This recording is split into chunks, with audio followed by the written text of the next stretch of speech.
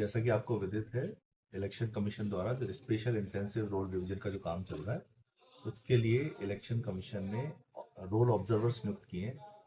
इसका उद्देश्य यह है कि जो रिवीजन का जो कार्य चल रहा है और जो नए जो फॉर्म्स के माध्यम से 6 से 7 आदि के माध्यम से जो नाम जोड़ने का घटाने का काम चल रहा है और पुराने जो मतदाता थे उनका जो पुराना पहचान पत्र था उसको प्राप्त करके वेरिफिकेशन का जो काम चल रहा है वो फील्ड में सुचारू रूप से चल रहा है कि नहीं चल रहा।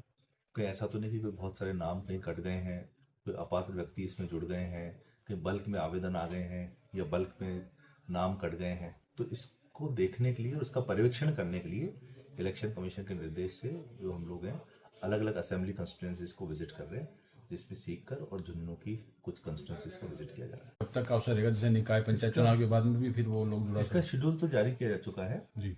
और अभी दावे और आपत्तियों का उसका निस्तारण होगा, उसके बाद जो ड्राफ्ट रोल है उसका पब्लिकेशन कार्य होगा, तो उसकी डेट्स है वो तो तय है। देखिए, हमारा तो पर्यवेक्षक के रूप में जो काम है वो ये है कि जो सारे काम हैं और जो इलेक्शन कमीशन के जो दिशा निर्देश हैं, गाइडलाइंस हैं, उसके अनुरूप हो, कहीं किसी प्रकार का कोई पक्षपात नहीं हो, पूर्ण निष्पक्षता से और जो सभी वोटर हैं वो अपने जो मताधिकार का प्रयोग है वो कर सकें और उसको हम फैसिलिटेट कर सकें, इसके लिए विजिट रखी गई है। आज आपकी बीजेपी कांग्रेस पता उनके साथ में भी बैठक रहेगी सर इसमें? इसमें हम लोग प्रयास करते हैं कि जो राजनीतिक दल के जो पदाधिकारी हैं उनको भी हम इसमें शामिल करें और उनसे भी अगर वो आ पाते हैं, कई बार नहीं भी आ पाते तो हम फोन पे ही बात कर लेते हैं।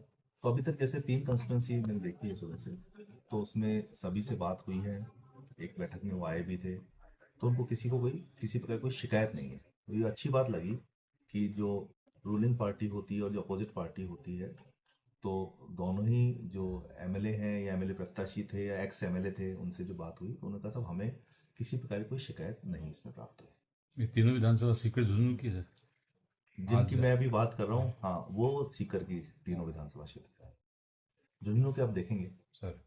पर ये अच्छी बात है, एक अच्छा कल्चर है राजस्थान में कि मतलब कोई झूठी शिकायत नहीं करना या अनावश्यक कोई शिकायत नहीं करना या सिर्फ प्रतिपक्ष में होने के कारण शिकायत नहीं करना। तो एक ये स्वच्छ राजनीति का, अच्छी राजनीति का परिचायक है। समीर जी शर्मा जी आए थे और एसआईआर संबंधित उन्होंने मीटिंग ली है, बीएलओस की भी ली है और जो पॉलिटिकल पार्टी के रिप्रेजेंटेटिव हैं उनकी भी ली है।